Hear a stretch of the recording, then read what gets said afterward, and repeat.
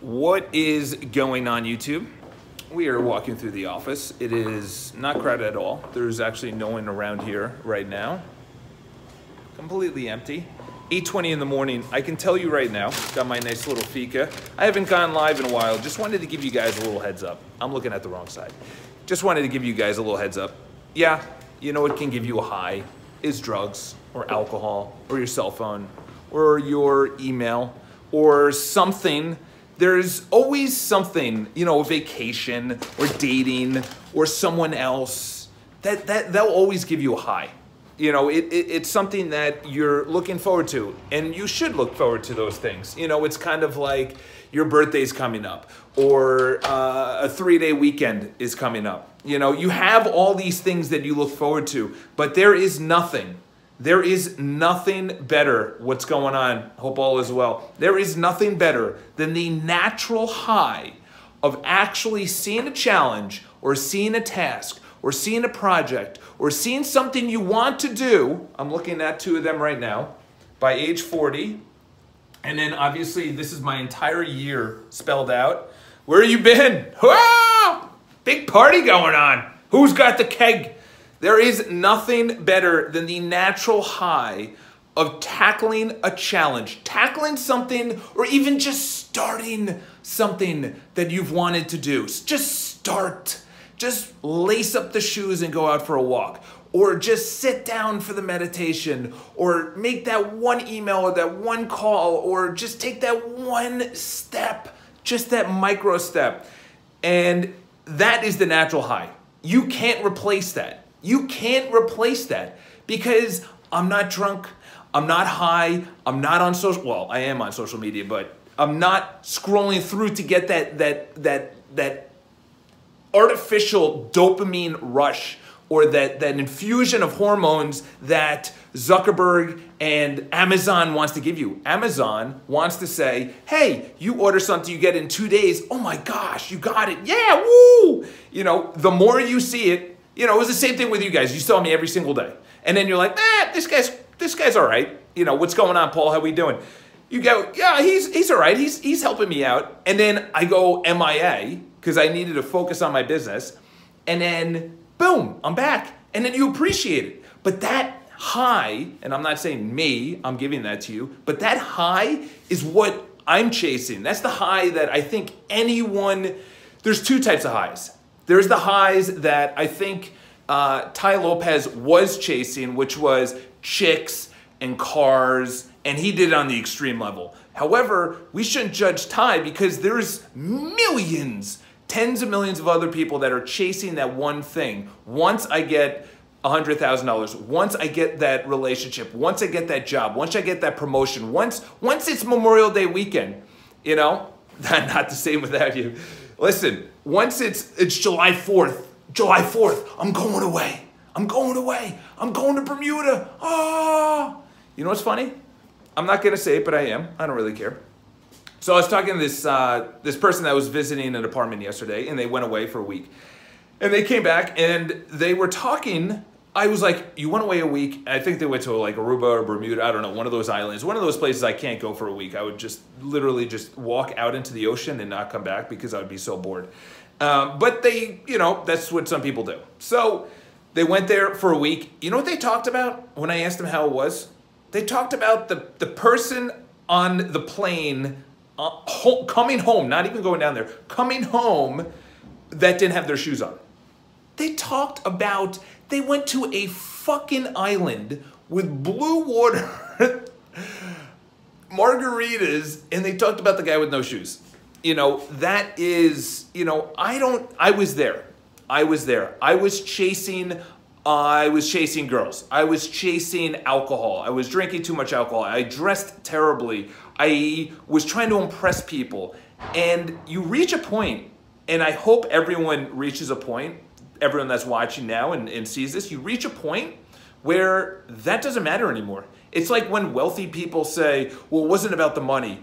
In the beginning it was. And then it started becoming about the freedom of doing what you wanted to do, starting your own company. And then it became, what's my legacy? Jeff Bezos in 1999, when his letter to shareholders said, we're not going to really be paying attention to the quarterly earnings report.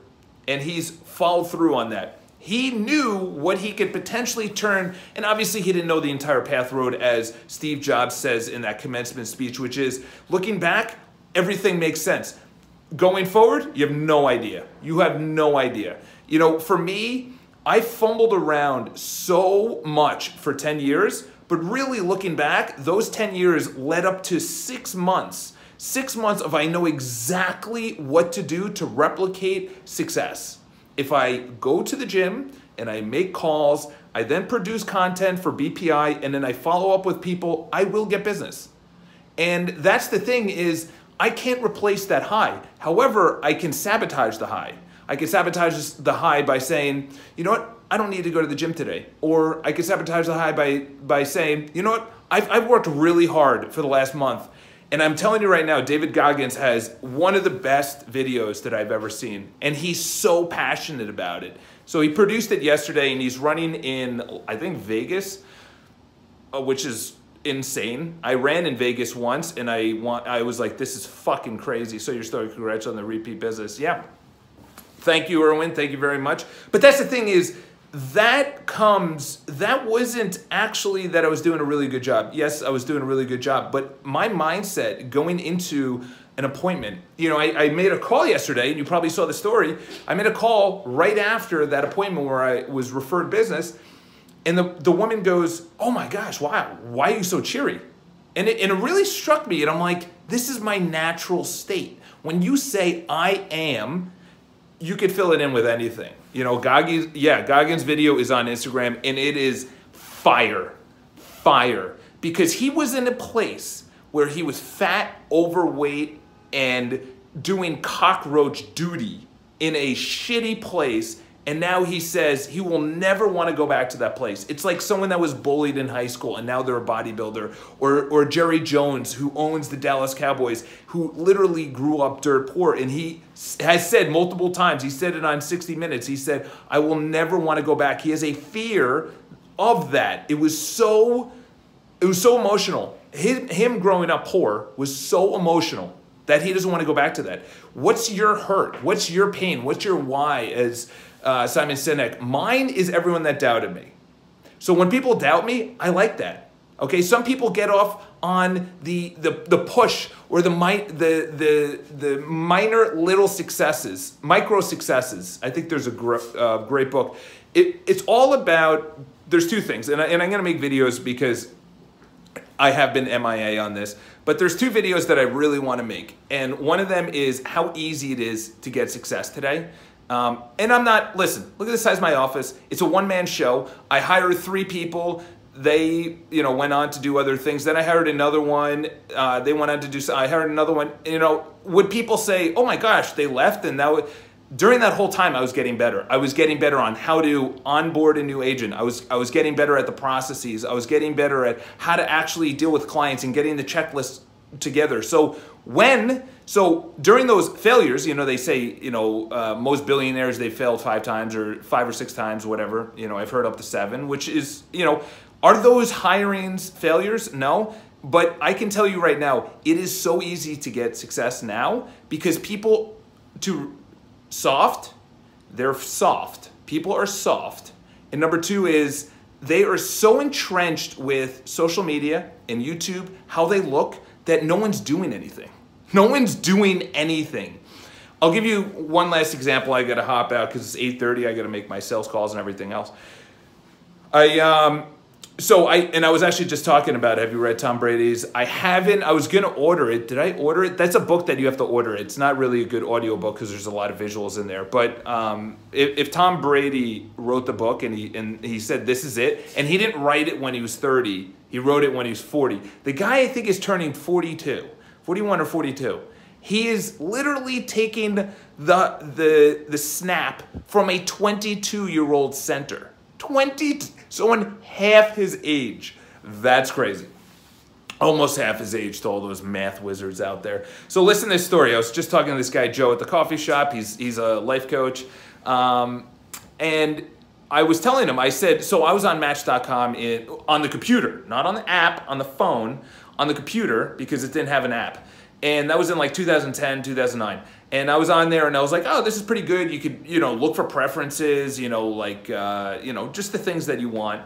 And it was good. It was successful. And this is what I noticed. So I was still approaching girls out in, public and whatnot, the gym and after hockey and things like that. And I was really aggressive doing it. Not like, give me your number, but like I did a lot. I had a lot more time. I didn't really, and I was going out more, so it just fit in with my schedule. Now I can't really do it as much. It's kind of like, oh, there's a pretty girl and I have an appointment. Which one am I going to do? Blah, blah, blah. All right. So, so girls, when they got approached, they were like, oh yeah, you know what? I'm interested. I'm not interested, whatever. It was always, at least for me, a positive interpretation of how it went because they appreciated it. This is really funny. Now, because there is such an acceptance of dating apps, Bumble, Tinder, Hinge, all these dating apps. I can't be on it because they're just really not my type. But when I talk to a girl now, they are starving for the attention because, two reasons, partly their fault. They're walking around with an RBF, which is a wretched bitch face. But they also have headphones in, so they're not really open. So I could either say it's their fault. No, it's not. Obviously, extreme ownership right here, Jocko Willick. Extreme ownership is they have headphones in, and by the way, a lot of the girls aren't even listening to music, but they're so addicted to the music. And by the way, no judgment there. What are we addicted to? Okay, social media, shitty TV, reality TV, YouTube, whatever. But this is funny. So now when I approach girls, they love when I approach now. They love, I need to approach a girl because I need to feel the vibe, like what's the vibe? When I was 25, I didn't give a fuck, oh, you look pretty and everything else. Now it's like, okay, great. Well, we have nothing in common. Okay. We have nothing in common. So what I could say right now is, that really boiled down to business is that if guys aren't even approaching pretty girls now, and that's such a minor part of life, if guys are using and relying on dating apps, where else are people relying on? They're relying on social media to get business instead of picking up the call. Or they're relying, and I'm not saying anything against social media, I'm saying add this in. It's not even the sprinkle, it's the cake, okay? Content is the sprinkle. The cake is your method to getting business, okay? Nike also has a sales team. Guys got to study the game. Nike also has a sales team. All these massive companies have sales teams. Wells Fargo, doesn't matter. All these banks, they all have sales teams. Sales drives business. Also Tom Brady. Oh, that was probably one of the best series I've seen in a while. Unbelievable series. So what I'm saying is, you take a micro thing that guys are not really approaching girls, and you say, where else is society going? Where else are they relying? Okay? So in your life and in my life, I look at it and I say, okay, it's a lot easier now because I can get my word out there. Okay? It's also a lot easier to get my word out there and sit back and see, is this working? Is this not working? No, dude, you got to still be proactive. You still have to approach that pretty girl. You still have to make a sales call. You still have to put yourself on stage. People see Gary now and they're like, wow, he's so comfortable in front of audience. He's done hundreds or thousands of public appearances. Like they see him now.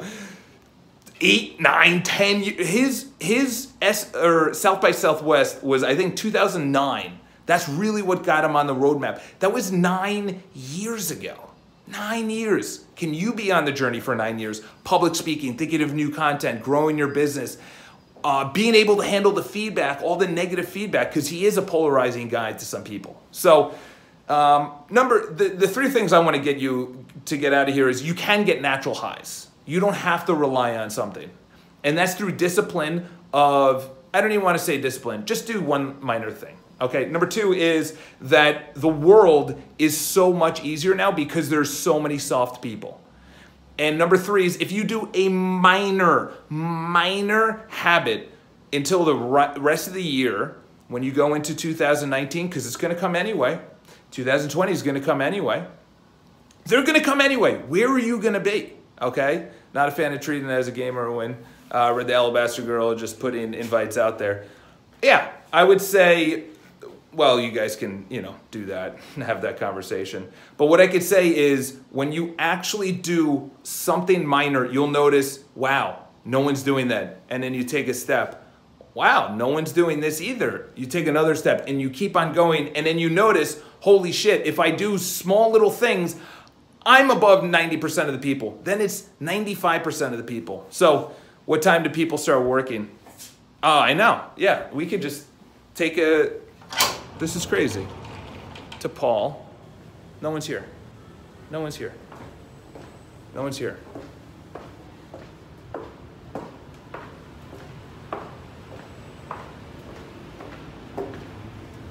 That's what I'm talking about. That's a perfect example. Soft. People are soft. Well, I'm going to get in at 8:30, 9 o'clock. Maybe I'll send out some emails. No.